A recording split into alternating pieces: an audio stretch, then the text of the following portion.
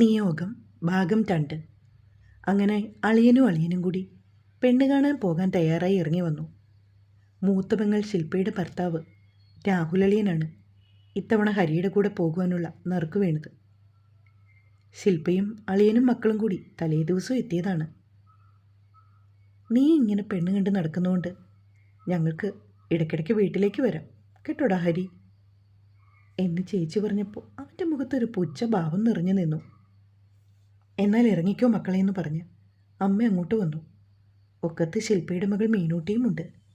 അമ്മയുടെ കയ്യിലിരുന്ന് മീനൂട്ടി ഹരിയുടെ നേർക്ക് ചാടിയെങ്കിലും അവൻ കുഞ്ഞിൻ്റെ കവളിലൊരു ഉമ്മ കൊടുത്ത് നൈസായിട്ട് ഒഴിവാക്കി. അച്ചോടാ, എൻ്റെ മീനൂട്ടിയെ മാമൻ എടുത്തില്ലേ? മാമൻ്റെ പശമുക്കി തേച്ചാ മുണ്ട് ചുളിയും അതാട്ടോ. തനിക്ക് മുൻപേ ഈ ലോകത്തേക്ക് വന്ന പെങ്ങൾക്ക് എങ്ങനെയായാലും തൻ്റെ മനസ്സറിയാം. അതിനവളെ പറഞ്ഞിട്ട് കാര്യവുമില്ല. അതുകൊണ്ടല്ലേ അവളുടെ നാവിൽ നിന്നും ഇങ്ങനൊരു ഡയലോഗ് വന്നത്. ഹരി ഓർത്തു. ജാനു അപ്പോഴേക്കും അങ്ങോട്ട് വന്നു. അവരോട് രാഹുൽ കൃത്യമായി തന്നെ വഴി ചോദിച്ചു മനസ്സിലാക്കി. ആ ജാനു പോകുന്നതിന് മുമ്പ് നമ്മുടെ ഒരു പൂവനെ ശരിയാക്കി തരണം കേട്ടോ. പിള്ളേർ വന്നിട്ട് ഒന്നും ഉണ്ടാക്കിയില്ല, രുക്മിണി പറഞ്ഞു. ജാനു ആണ് അവിടെ കോഴിയെ കൊല്ലുന്നത്. ജാനു കോഴിക്കൂടിൻ്റെ അരികിലേക്ക് പോയി. ഹരിയും അളിയനും ജാനു പറഞ്ഞ വഴിയിലൂടെയും. ജംഗ്ഷനിൽ സരസമ്മയും ഒരു പയ്യനും കൂടി അവരെ കാത്തു നിൽപ്പുണ്ട്. അങ്ങനെ അവരെയും കൂട്ടി കാറിൽ കയറ്റിക്കൊണ്ട് ഹരിയും രാഹുലും കൂടി മുൻപോട്ട് വണ്ടി ഓടിച്ചു പോയി. കൂടെയുള്ളത് സരസമ്മയുടെ മകനായിരുന്നു. പെട്ടെന്നാണ് ഒരു സ്കൂട്ടി അവരുടെ കാറിനെ ഓവർടേക്ക് ചെയ്തു പോയത്. ഹെൽമെറ്റ് ഉള്ളതുകൊണ്ട് ആളെ കണ്ടില്ല. രാഹുൽ കാറ് വെട്ടിച്ചില്ലായിരുന്നെങ്കിൽ സ്കൂട്ടി ഇപ്പം കാറിൻ്റെ അടിയിൽ കിടക്കുമായിരുന്നു. സരസമ്മ ഒന്ന് പരിങ്ങി. ഓ, ഇവൻ്റെയൊക്കെ ഒരു മരണപ്പാച്ചിൽ. സ്പീഡ് കൂട്ടിവിടളിയാ, അവൻ്റെ കരണം പുകച്ചു വിടാം. ഹരി ദേഷ്യപ്പെട്ടു. പക്ഷേ ആ സ്കൂട്ടി മിന്നൽ വേഗത്തിൽ പായിച്ചുപോയി. പിന്നീട് ഇങ്ങോട്ട് ഹരിയും രാഹുലും റോഡ് അപകടങ്ങൾ എന്ന വിഷയത്തെക്കുറിച്ചൊരു ചർച്ചയായിരുന്നു നടത്തിയത്. വീടെത്തി കേട്ടോ, സരസമ്മ പറഞ്ഞു. തരക്കേടില്ലാത്തൊരു വാർക്ക വീടിൻ്റെ മുറ്റത്തായി കാറ് പാർക്ക് ചെയ്തവൻ. കണ്ണടയൊക്കെ വെച്ച ഒരു മധ്യവയസ്കൻ മുറ്റത്ത് ചിരിച്ചുകൊണ്ട് നിൽപ്പുണ്ട്. രാഹുലും ഹരിയും കൂടി മുറ്റത്തേക്ക് ഇറങ്ങി. സരസമ്മയും മകനും ഉണ്ട് പിന്നാലെ. യാത്ര ചെയ്ത് ക്ഷീണിച്ചോ? ഒരു മധ്യവയസ്കൻ അവരുടെ അടുത്തേക്ക് വന്നു. ഹരിയും രാഹുലും കൂടി വീടിനുള്ളിലേക്ക് പ്രവേശിച്ചു. പെണ്ണുകാണൽ ചടങ്ങുള്ളതുകൊണ്ട് എല്ലാം അടുക്കും ചിട്ടയുമായി ക്രമീകരിച്ചിട്ടുണ്ട്. അവർ രണ്ടുപേരും കൂടി സെറ്റിയിലിരുന്നു. പെണ്ണിൻ്റെ അച്ഛനാണ് മുൻപേ ഇറങ്ങി വന്ന് സ്വീകരിച്ച മധ്യവയസ്കൻ. പേര് സുകുമാരൻ നായർ. ഹരിക്ക് ജോലിയായില്ലേ ഇതുവരെ? ഒരുപാട് ടെസ്റ്റ് എഴുതിയെന്ന് സരസമ്മ പറഞ്ഞു. സുകുമാരൻ നായർ ചോദിച്ചു. ലിസ്റ്റിലൊക്കെ വന്നതാ, പക്ഷെ ഒന്നും അങ്ങോട്ട് ശരിയായില്ല. ഈ ഗവൺമെൻറ് ജോബ് എന്ന് പറയുന്ന ഒരു ഭാഗ്യം കൂടിയാണ്, അവൻ പറഞ്ഞു. കുറച്ച് സമയം അയാൾ വിവരങ്ങളൊക്കെ ചോദിച്ചറിഞ്ഞു. മകളെ കൂടാതെ അവർക്കൊരു മകനുണ്ട്. മകനും ഭാര്യയും കൂടി ഏതോ വേണ്ടപ്പെട്ടവരുടെ വിവാഹത്തിൽ പങ്കെടുക്കാൻ പോയതാണ്. അംബികെ, മോളെ ഇങ്ങോട്ട് വിളിക്ക്, അയാൾ അകത്തേക്ക് നോക്കി വിളിച്ചു പറഞ്ഞു. അമ്പലത്തിൽ പോയിട്ട് വന്നത് അവൾ, ഇപ്പോൾ വരൂട്ടോ എന്നും പറഞ്ഞ് വീണ്ടും അയാൾ അകത്തേക്ക് നോക്കി. ഒരു പെൺകുട്ടി തലകുനിച്ച് പിടിച്ചുകൊണ്ട് അപ്പോഴിറങ്ങി വന്നു. ഹരി അവളെ ഒന്ന് നോക്കി. അവളുടെ അമ്മയായിരുന്നു ട്രേ പിടിച്ചത്. മോൾക്ക് ആദ്യത്തെ പെണ്ണുകാണലാണ്, അതുകൊണ്ട് ഭയങ്കര വിറയൽ. ചായ ഞാൻ എടുത്തുകൊണ്ട് വന്നതാണേ, അവളുടെ അമ്മ പറഞ്ഞു.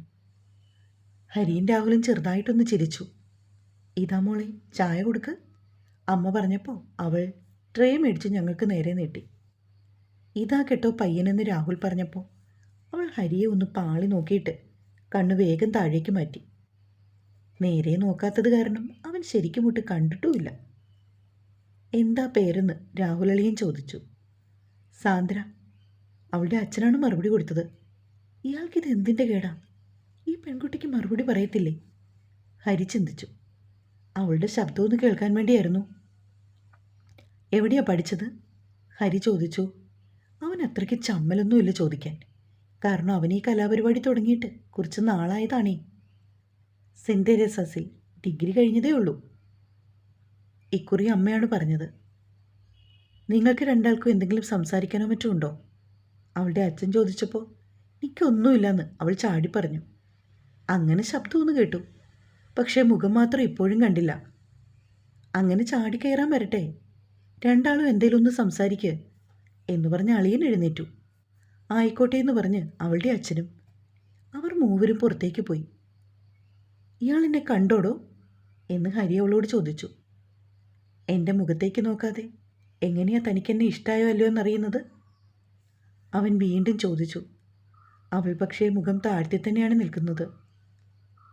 എന്തോ ഇതുവരെ താൻ പോയി പെണ്ണ് കണ്ടിട്ടും തനിക്ക് തോന്നാത്ത ഒരു ഫീല് ഇവിടെ വന്നപ്പോഴവന് തോന്നി.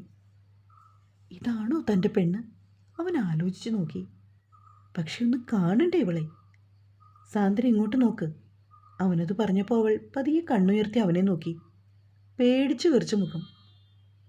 ജുറാസിക് പാർക്ക് സിനിമയൊന്നും അല്ലല്ലോ ഇവൾ കണ്ടുകൊണ്ടിരിക്കുന്നതെന്ന് അവനോർത്തു. ഹരിയുമൊപ്പം അവളെ ശരിക്കും ഒന്ന് നോക്കി. കാണാൻ തരക്കേടില്ലല്ലോ എന്ന്. അവളുടെ കണ്ണുകൾക്ക് നല്ല ഭംഗിയുണ്ടല്ലോ എന്നും അവനോർത്തു. അമ്പലത്തിൽ പോയതുകൊണ്ട് നെറ്റിയിൽ ചന്ദനക്കുറിയുണ്ട്. എങ്കിലും താനാണ് ഇത്തിരി കൂടി ഗ്ലാമർ. പക്ഷെ സാന്ദ്രയെ ആര് കണ്ടാലും കുറ്റമൊന്നും പറയില്ല. സാന്ദ്ര ഇപ്പോഴാണ് ഹരിയെ ശരിക്കും കാണുന്നത്. അവൾക്ക് ഒറ്റ നോട്ടത്തിൽ തന്നെ അവനെ ഇഷ്ടമായി. ആദ്യത്തെ പെണ്ണ് കാണലിൻ്റെ അങ്കലാപ്പ് മാത്രമേ ഉള്ളവൾക്ക്. ഓ, ഇപ്പോഴെങ്കിലും ഇയാളെ ഒന്ന് കണ്ടല്ലോ. എന്തായാലും സാന്ദ്രയെ എനിക്കിഷ്ടമായി കേട്ടോ. ഇയാൾക്ക് എന്നെ ഇഷ്ടമായെങ്കിൽ ബാക്കി കാര്യം നമ്മുടെ വീട്ടുകാർ തീരുമാനിക്കട്ടെ, ഹരി പറഞ്ഞു. ഹരിക്കറിയായിരുന്നു അവൾക്ക് അവനെ ഇഷ്ടമാകുമെന്ന്. ഇനി ഞാൻ പൊയ്ക്കോട്ടെ? അവൾ ഹരിയോട് ചോദിച്ചു. ഇപ്പോൾ പൊയ്ക്കോളൂ, പക്ഷേ ഇനി കാണുമ്പോൾ എൻ്റെ കൂടെ പോരണം കേട്ടോ. അവൻ പറഞ്ഞപ്പോൾ അവൾ നാണത്തിലൊന്ന് ചിരിച്ചു. എന്നിട്ട് അകത്തേക്ക് പിൻവലിഞ്ഞു. എന്നാൽ ഞങ്ങൾ ഇറങ്ങുക, വീട്ടിൽ ചെന്നിട്ട് ആലോചിച്ച് വിളിക്കാം, രാഹുൽ സാന്ദ്രയുടെ അച്ഛനോട് പറഞ്ഞു. അങ്ങനെ ആവട്ടെ എന്ന് അയാളും. ഒന്നുകൂടി കാണണമെന്നുണ്ടായിരുന്നു ഹരിക്ക്. പക്ഷെ അവളെ പിന്നെ അങ്ങോട്ടേക്കൊന്നും കണ്ടില്ല. രാഹുൽ കാർ റിവേഴ്സ് എടുക്കുകയാണ്. ഹരി ബായ്ക്ക് നോക്കി പറയുന്നുണ്ട്. അങ്ങനെ നോക്കിയപ്പോഴാണ് ജനാലയുടെ ഒരു വശത്തെ കർട്ടൻ മാറിക്കിടക്കുന്നത് അവൻ കണ്ടത്. നോക്കിയപ്പോൾ സാന്ദ്ര. ഇപ്പം അവൾക്ക് ഇത്തിരി കൂടി സൗന്ദര്യം കൂടിയോ എന്ന് ഹരി ഓർത്തു. അവൾ ഹരിയെ നോക്കി മധുരമായി ഒന്ന് പുഞ്ചിരിച്ചു. അവളുടെ കവളത്തെ നുണക്കുഴികൾ ഇപ്പോഴാണ് അവൻ കണ്ടത്. അളിയ പെണ്ണെങ്ങനുണ്ട്? ഹരി വണ്ടിയിൽ കയറിയപാടെ ചോദിച്ചു. നല്ല കുട്ടിയാടാ. പിന്നെ പ്രായം കുറവല്ലേ, 20 വയസ്സ് മാത്രമേ ഉള്ളൂ, രാഹുൽ പറഞ്ഞു. ആ, അവർക്കിഷ്ടമായെങ്കിൽ ആലോചിക്കട്ടെ. ഹരിയും ഒരു തണുപ്പൻ മട്ടിലാണ് പ്രതികരിച്ചത്. എങ്കിലും അവൻ അറിയാമായിരുന്നു ഇതാണ് തൻ്റെ പെണ്ണെന്ന്. വരുന്ന വഴിക്ക് വീണ്ടും സരസമ്മയെ കണ്ടവർ. ആ പയ്യൻ്റെ മൊബൈൽ നമ്പരും മേടിച്ചു ഹരി. തിരികെ വീട്ടിലെത്തിയപ്പോൾ പൂവൻ അടുപ്പത്ത് കിടന്ന് തിളയ്ക്കുന്ന മണം അന്തരീക്ഷമാകെ അലയടിക്കുന്നുണ്ട്. അമ്മ ഉണ്ടാക്കുന്ന നാടൻ കോഴിക്കറി സൂപ്പറാണ് കേട്ടോ എന്ന് പറഞ്ഞ് രാഹുൽ വണ്ടിയിൽ നിന്നിറങ്ങി. അളിയനും മണം കിട്ടിയെന്ന് ഹരിക്ക് മനസ്സിലായി. എന്തായിടാ പോയിട്ട്? ഹരിയുടെ പെങ്ങൾ അങ്ങോട്ട് ഓടി വന്നു. തരക്കേടില്ലെന്ന് അലക്ഷ്യമായി പറഞ്ഞുകൊണ്ട് അവൻ അടുക്കളയിലേക്ക് ചെന്നു. രുക്മിണി അപ്പോൾ തേങ്ങ വറുത്തരയ്ക്കുകയാണ്. അമ്മ ഊണ് റെഡിയായില്ലേ? അവൻ ചോദിച്ചു. ദാ ഇതുകൂടി ചേർത്താൽ മതി. ഹരിക്കുട്ട പോയ കാര്യം എന്തായി? അമ്മ ഇനി ഒരുപാട് കഷ്ടപ്പെടുവൊന്നും വേണ്ട.